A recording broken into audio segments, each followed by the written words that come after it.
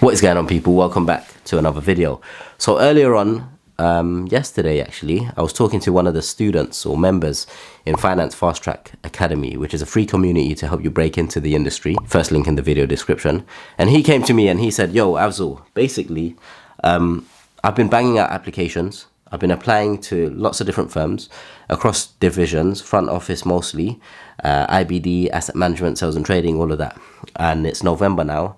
I started a few months ago, but I'm not getting any offers. I'm struggling. I'm not getting through to like interview stages, or I'm not hearing back. And so he wanted some advice. And so I'll share with you what I shared with him. And it might be harsh. You might find it harsh. You might find it useful. But essentially, this is what I think. If you're in that position, if you're struggling to secure offers or interviews, then you need to kind of adjust your approach. So these are a few things that you should do. First things first. So he was, he had a good application because I knew his CV, I went through his CV, it was good, cover letter was good, and he was getting through to the tests. He was doing all right in some of the tests, but some of the tests, like the work simulations, he wasn't doing too well on. So he was scoring high in the numerical reasoning, logical reasoning, and all of that. So that's good. If he wasn't, I would tell him you need to bang out about 100 practice online psychometric tests. Once you do 100, it's like practicing past papers for your studies. The more you do, the better you get. So that's what I would tell him. So I told him essentially, you need to go and practice as many using job test prep, assessment day, whichever platform you can. Universities typically give you free access to these types of tests. Practice work simulation tests. I told him practice 100, 200. The more you do, the better you get. It's always basic advice, but most people don't do it. So once he does that, I told him, look, you need to identify which applications are still open. It's November now. November, December, most applications start closing for summer internships, for example, which he was applying to. So you need to identify which ones are open, create a long list, use the trackers that are available online, Bristol Tracker, LSE Tracker, whichever it is, and create a list, and then don't apply to front office roles. Your priority right now should be, you're going into your final year or third or final year, your priority should be to secure something, anything. Like my strategy in uni was, first things first, secure an offer. Easiest offers to get, back office or like big four like EY, PwC, Deloitte, KPMG. So I secured my PwC offer. I secured operations in NatWest or RBS previously. So those back office offers for internships allowed me, spring weeks converted to internships, allowed me to go into second year, bang out front office applications because I could be a bit risky. So I told him, yo, beggars can't be choosers. You're not in a position to apply to just front office roles. You need to secure something. So you need to prioritize back office, middle office roles going forward, and consulting, because you just want to secure something. Once you do that, once you get an offer, then you could be a bit more ambitious and apply to front office roles.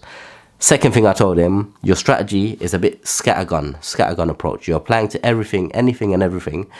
And that's why you're not seeing any results. He was still waiting, or he's still waiting for tons of responses. So he might actually get offers for interviews or assessment centers. Time will tell, I'll keep you posted. But if you're applying to sales and trading, asset management, investment banking, private wealth management, there's like doing so many different types of applications, there's only so much detail that your CV, cover letter, and application is going to be able to portray within each of those applications. What I mean is, if you only focused on one of those divisions, investment banking or sales and trading or asset management or private banking, for example, you can just focus all of your time on learning about that one thing. So asset management, let's say, you can go deep on that, and then you could do all of your applications on asset management. Whereas he was doing a bit of everything, so he spread himself a bit thin. When you do that, naturally, it's going to make your application success rate lower. And even if you get an interview, you're going to go into those interviews not as knowledgeable or as prepared compared to a student or candidate who just doubled down on one thing. So my advice to him and my advice to you, if you're in this position, is identify one or two divisions that you're keen on, that you're interested in, that suit your skill set and your strengths. Once you identify those divisions, it could be a front office one and a back office one. Once you identify them, the back office is usually a hedge, right? Protection, so that you secure something, because you don't want to graduate or get to final year with no experience or no potential full-time offer. Once you have those two, then you double down on preparing for all of your applications to be across those two divisions, at boutiques, at bulge brackets, and any applications that are open. You should be doing about as many applications as you can. It's a numbers game. If I throw a dart at a dartboard, I'm not going to hit bullseye. If I throw 100 darts, 1 or 2 of them will hit bullseye. Same with applications. The more you do, the more likely you are to get an interview and then go and convert that into an offer. So be strategic in how you're approaching your applications. Figure out 1 or 2 divisions you're interested in and go ham on those 1 or 2 divisions. So action steps: do as many online tests, the ones that you're struggling with. Do as many practice ones as you can. The more you do, the better you'll get. You want to do it such that you get sick of it because you know the answers inside out. And then you want to figure out, you want to create a list of applications that are still open, and you want to apply to 1 or 2 division only. If you're struggling to get offers so far and you've been applying to front office, focus on back office and do consulting as well.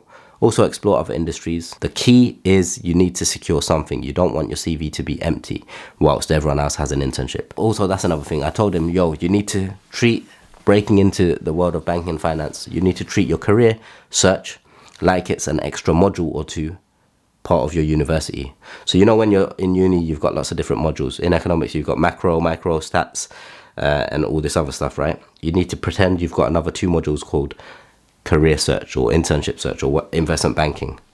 And you need to carve out 5-10 hours every single week dedicated, the more the better, on these 2 modules to prepare yourself to break into the industry. If you do that, you're going to be one of the few candidates, the standout candidates in these interviews that just naturally gets an interview, goes in and impresses people. Another thing you want to focus on, I forgot to mention in a previous video, is commercial awareness. Don't just start doing commercial awareness practice when you get interview offers. This needs to be second nature. You need to basically form a habit. It needs to be something that every day you wake up and you spend 5 or 10 minutes, instead of scrolling through Insta and TikTok, you want to be reading the Financial Times. You get free access from your university.